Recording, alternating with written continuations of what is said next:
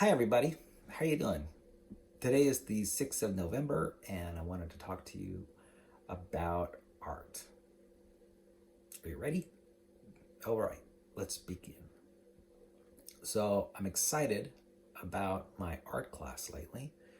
Why? Because I'm about to do a final glaze, an overglaze, basically a clear glaze on top of my underglazes on some of my pottery. And after I do that, then when they come out of the kiln, they'll be complete. I'm really excited about that. Um, some of the things that I've learned lately about making pottery and sort of a focus on the aesthetic is recognizing just how important color is. I'll tell you what, color certainly does make a piece of artwork pop. It sort of lends some gravitas to a piece, and it helps design stand out in so many ways. And the combination of colors just can be a visceral emotional reaction, how those colors are associated with different ideas. Like, for example, I've got two vases, and one vase is colored red, the other one is colored green. And to me, it sort of elicits this idea of Christmas or the holidays. And so I'm really excited about my vases, partly because of their color. They sort of draw out an emotion in me. I want to excuse my sweating right now. The reason is I'm sweating is because I just came back from the gym and I had a really energetic workout. I've got this combination workout that I do if I want to burn calories. It's just a bunch of cardio exercises I do one after the other. So I might do a rowing machine, and then I might do a elliptical, 10 minutes of elliptical and 10 minutes of treadmill after that, and then treadmill, 10 minutes of Stairmaster or stair climbing. And it takes me about 10 minutes to burn 100 calories. And as I cycle through the various exercises, my level of fatigue is actually quite low, and I can burn 400, 500 calories in no time, 40, 50 minutes. And it makes for a very satisfying and energetic workout, and I certainly get sweaty doing it. And so I'm still recovering from that right now. But back to art. So I also want you to know that art, when it comes to doing art, planning is important. Planning is so important because I walk into the ceramics classroom, and the first thing I think about is, what can I do? And there are a lot of things that I want to do, but I haven't done sufficient planning beforehand in order to make it happen. It really is surprising how important planning is to art. Without planning, an art piece may not have the meaning that you want to convey. And not only does it not have the meaning, the motivation may not be there because the meaning's not there. So, planning is, maybe 50% of the satisfaction of producing a piece of art. Because without it, you're just creating some work in a thoughtless way, and it may or may not be what you're shooting for.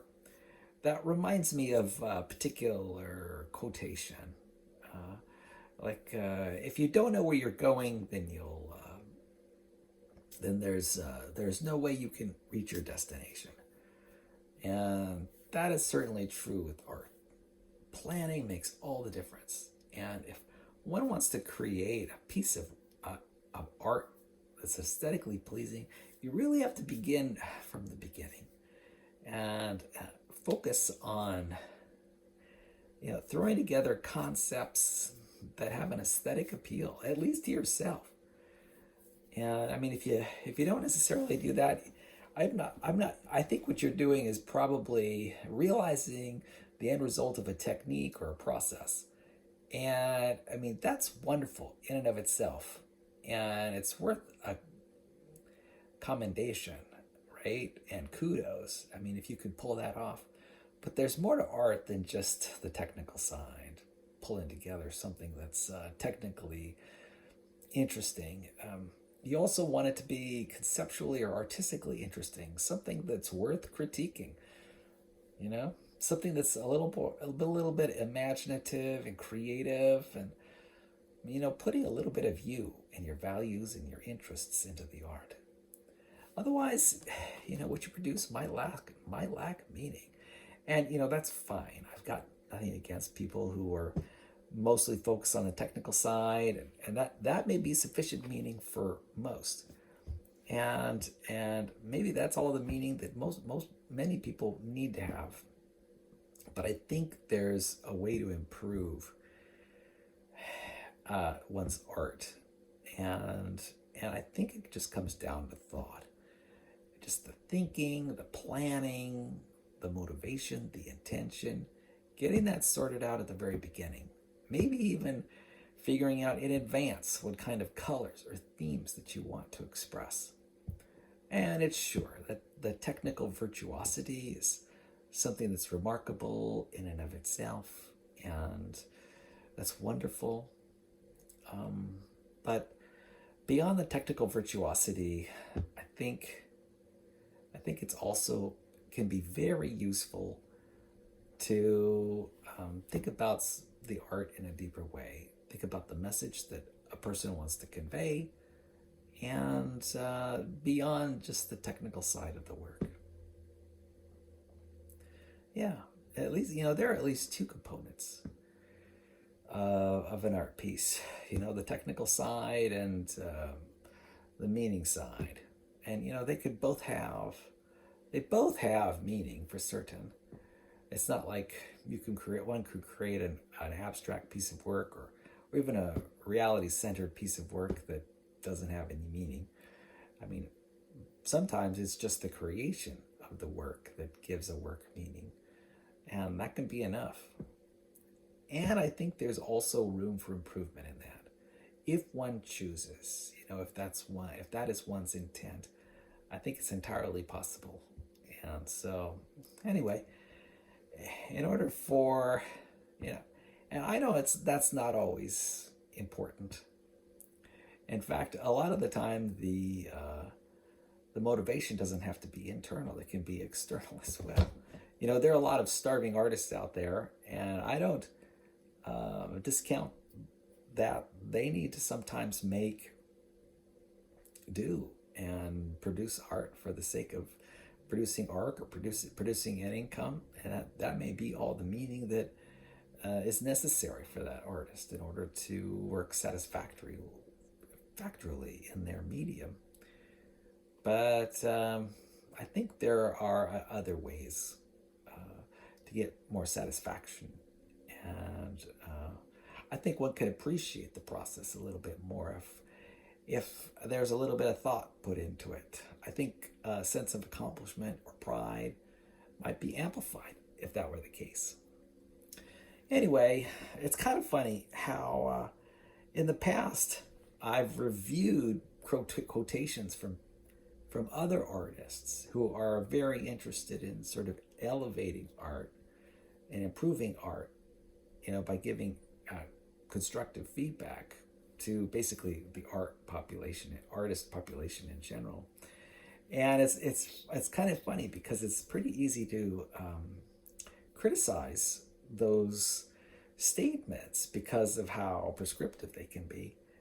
But at the same time, here I am making my own suggestions to artists at large.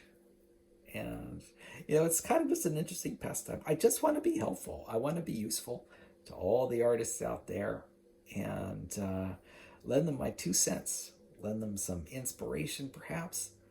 And that's, I guess, one of the main ways that I have to do it. Sort of, I could set up what I call goalposts for them to reach. What if they did more planning? I mean, it's kind of interesting. How much more satisfaction might one get from creating art if they put in 10% more planning than they did prior, in the works prior? I have a feeling that a person can create a lot more satisfaction from it. Then that art truly becomes a part of yourself. And I would venture to say that if you are sufficiently attached to the outcome, you may not want to sell it or because of the meaning. In fact, I had the very experience myself. I was doing a drawing in one of my drawing classes, and I ended up putting a lot of myself into that artwork. I represented myself in a number of ways through different icons and figures. And then it's kind of funny, even contemplating it after I was done made me it filled me with some pride. And because I was able to identify a lot of the values that I hold dear. And I appreciate that value clarification that the art offered me. It was as if, art gave me a moment of authentic clarity about myself. And I appreciate how art was able to be an element in my self-discovery. It was a process that helped me understand a little bit about my own identity. And it was rather easy for me to throw together. It was just an iterative process where I, decided on producing a piece of art that looked like, say, Series A, and then I tried to improve it. I had a revision or two, Series B, and then another revision or two, Series C. And eventually I came up with this wonderful idea that I really enjoyed. And when I ended up executing it in the objective world, it was something that I had an emotional attachment to. That was something I did not expect, really. I didn't expect to have such a strong emotional attachment to the art that I created. I thought that it would just be a piece of art like any other art. And I'm beginning to realize maybe in the past I've gone about creating artworks in the wrong way. I haven't necessarily put as much of myself in that art as I could have. And, that has had the effect of limiting my enjoyment of the art that I produce. And it's kind of funny how this worked out. It's as if, I did a little experiment. And now, here's the question. Is that extra payoff worth the extra effort of doing the planning? That's the key. And, my suggestion is that it is worth it.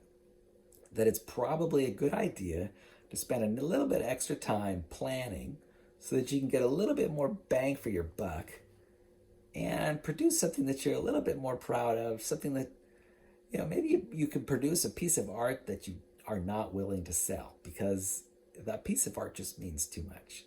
Now, I know that could be an issue, what good is having art when you have such severe attachments to it that you can't let it go?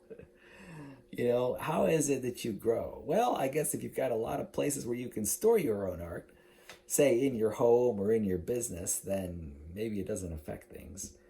But eventually, for most people, the amount of storage that they have will be is limited. And so I can imagine that at least at some point, an artist is gonna want to get rid of the old stuff so that they can bring in some of the new. That's part of what it is to be an artist, I'm sure. It's about continual change and growth as artists as we move forward. And we are continuously growing and developing, and we can use methods at our disposal, our artistic skills, and we're all on this journey. There's this arc of a story of our lives. Now, every arc is a little bit different. There are stereotypical arcs that are found in sort of like the old Greek rules about story, right? And those are certainly valid today as they were back then. With some modification. But today there's like a lot of varied arcs of the story. In fact, all you need to do is uh, uh, boot up ChatGTP, and I'm sure ChatGTP will happily produce all sorts of artistic arcs in people's lives. And in fact, when it comes to artificial intelligence, I'm really blown away about the literary expertise of some of these GTPs. These GTP programs, large language models. Their level of literary intelligence is very high, and I'm very impressed. I mean, I've been around literature and reading and comprehension for a long time, certainly over 50 years where I've been focusing on it. And, I've developed some degree of expertise as it relates to, as it relates to story and narrative and etymology and grammar, and I've got a lot of experience writing in certain styles, usually a business style. And so, but these large language models are really cutting edge. The level of their language understanding is genius level. I haven't seen it before. In fact, I asked the ChatGTP to come up with a poem written in the form of a sort of in the style of a nursery rhyme, and relating to some topic or another, and it pulled together just an amazing piece of art that I really enjoyed reading. The poetry was well pulled together with rhyming words and themes, and with creative adjectives and nouns, and the phrases were just pretty much out of this world. I was really impressed, and I really can't emphasize enough about how new this technology is, and it's been less than a year. I think the real ChatGTP, I think it was introduced like in October or November of last year, and it is only November. It's only been 1 year, and already the level of intelligence of these large language models is enough, at least in my opinion, to run the world, at least the literary world anyway. And there are other worlds, different modes of intelligence. There's visual intelligence, mathematical intelligence, and very slowly, actually very quickly, ChatGPT is, and large language models like it are just pulling together just incredible examples of thoughtfulness. And it's going to be amazing what these models are going to be doing in 5 years. And it may be the intelligence that these large language models embody is going to be able to drive entire industries, drive governments, and drive, in fact, our entire civilization. And we may not even, in a way, they're kind of like cognitive horses. It's kind of like a cognitive horsepower. And in a way, it could be as powerful as fusion energy in terms of just taking over absolutely everything. And even the laws that we think of as are fundamental in our world, like the economic laws of supply and demand, I'm wondering if, of course, those laws will always be true, but there's going to, in a very little while, there's going to be a huge supply of ideas, absolutely huge supply of ideas and automated action that may very well drive civilization forward in ways that we certainly cannot predict today.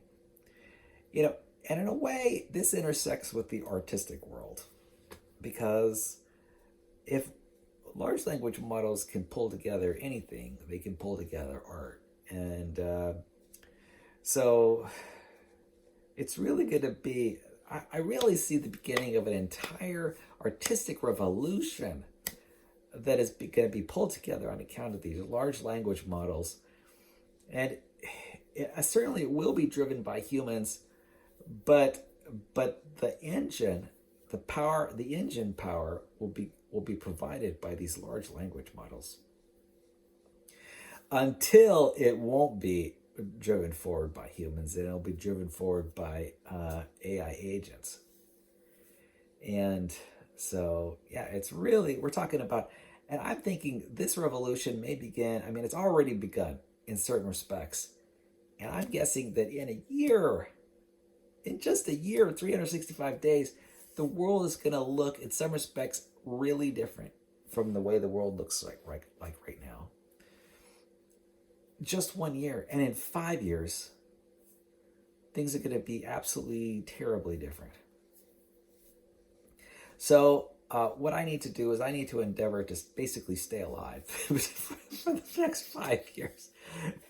If that is like the number one task that I have before me, to stay alive, become an uninjured human being, and continue to thrive and survive in this world.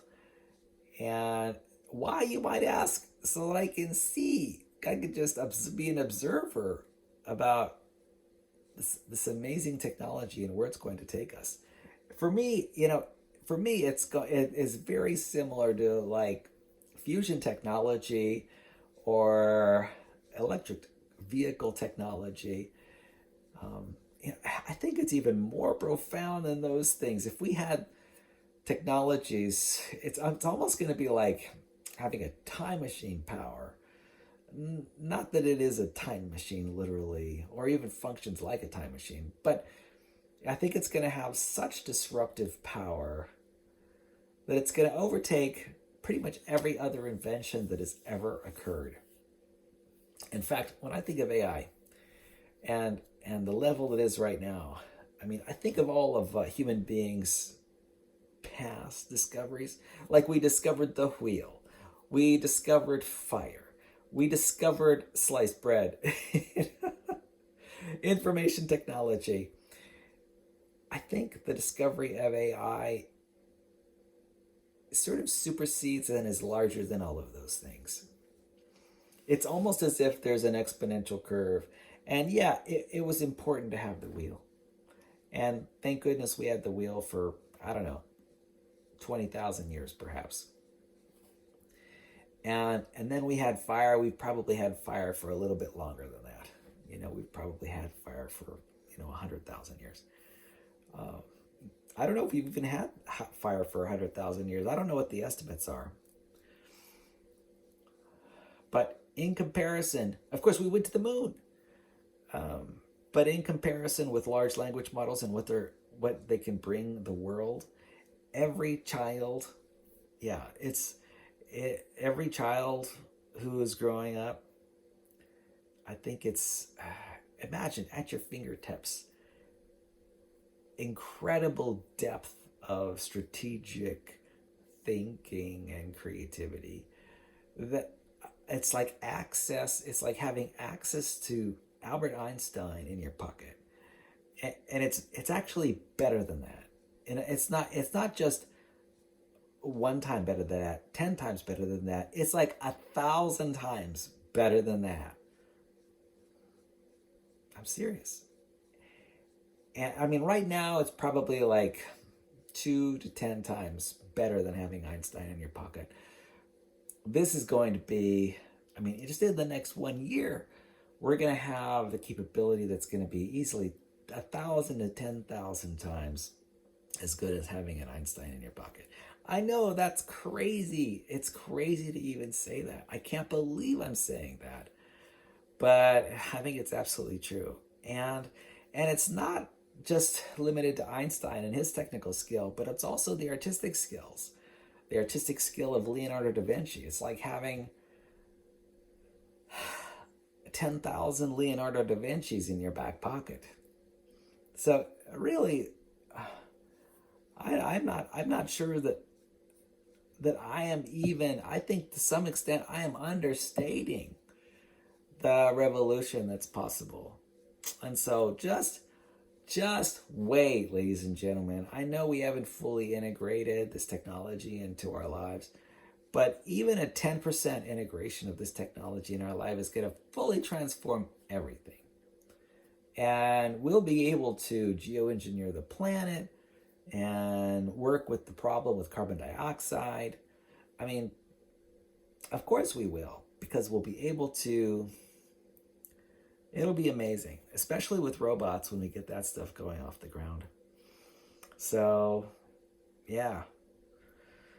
And I'm thinking just 5 or 10 years, there's going to be some astounding advances. I'm pretty excited about autonomous vehicles as well. We already have, I think, autonomous vehicles starting up in 3 different cities: Los Angeles, San Francisco, Phoenix, and what's the other place? Austin, Texas. I think that might be where the other Waymo is. And so, I mean, that's fantastic. And once those autonomous vehicles really start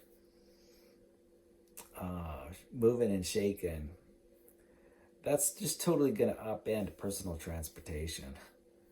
And soon we won't have to buy our own cars or maintain our own cars. We'll just purchase vehicles, services that'll get us from point A to point B, and everything will start really getting efficient. That'll be the next step onto the electrification of transportation, which now I see is pretty much inevitable. And who knows, it may not be through the way we expect it to be, but I think it'll be very close. And the days of having 4 passengers in a car are probably limited. My guess is that the cars of the future are only going to have room for 1 passenger. People are just going to be zipping around, and there's not going to be any need for stoplights. We're not going to slow down and start up and slow down and start up. That burns a lot of gas.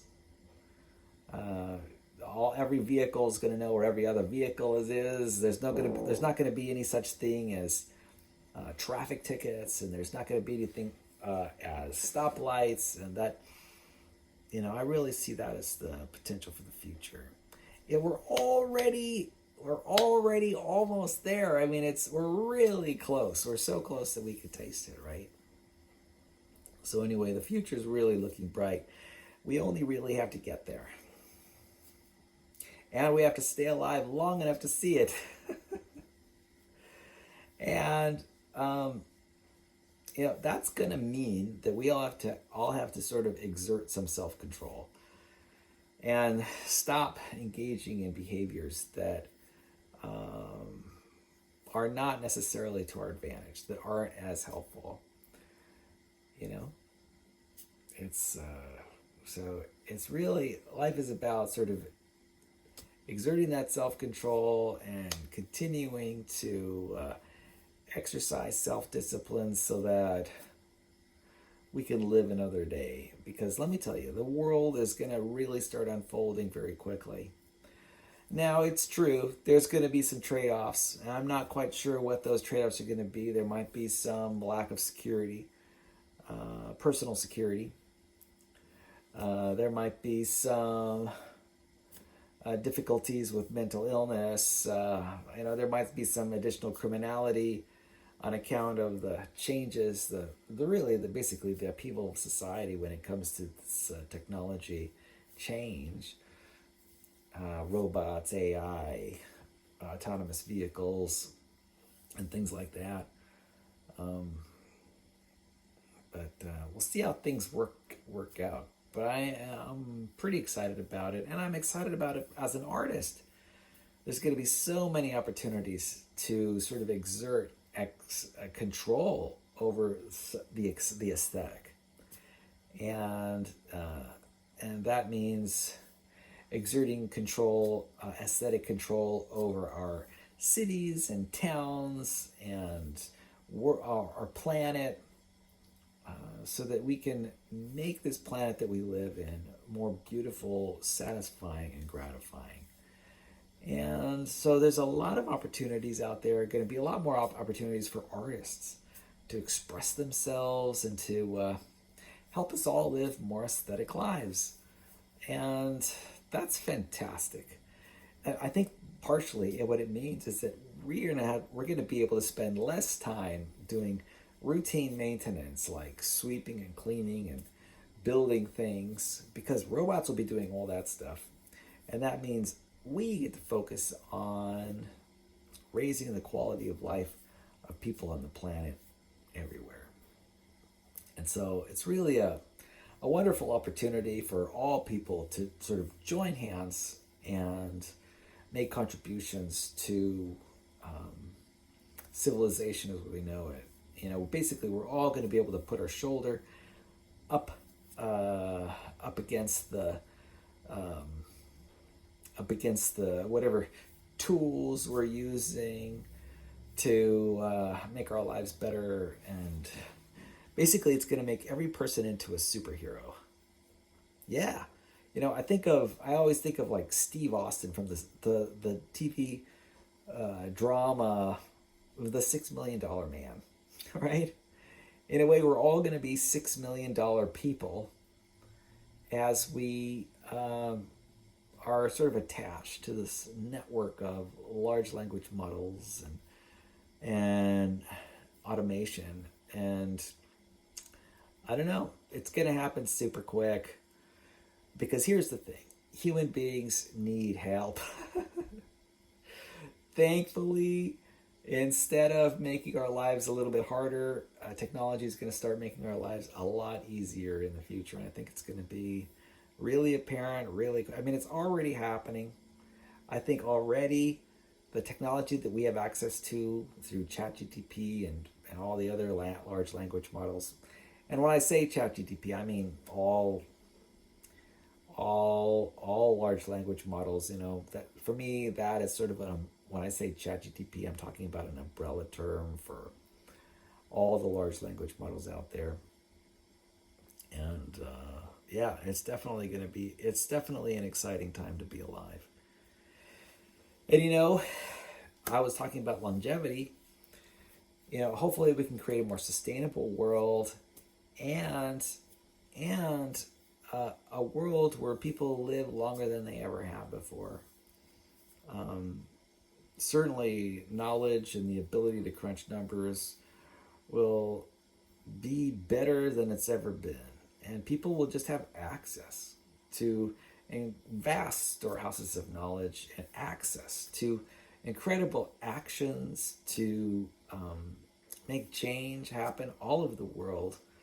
And I don't know, I'm just really optimistic for the future. Now, there's a lot to be concerned about, certainly, because the planet, has a lot of issues. We are, after all, just the third rock from the sun, and we're traveling through the vastness, the void of space, on this spaceship Earth. And, there are a lot of challenges. There are a lot of things that we can't control. Earthquakes, solar flares. And somehow we just got to keep on keeping on for the next 20 years or so. And let me tell you, we as human beings are going to become super powerful. And I have a feeling that the idea of like making money is gonna, and creating resources like that, is going to be something that's going to be second nature to everybody. And it's going to be automated to some extent, and people are not going to have to work. They're going to want to work. They're going to be wanting to exert themselves creatively,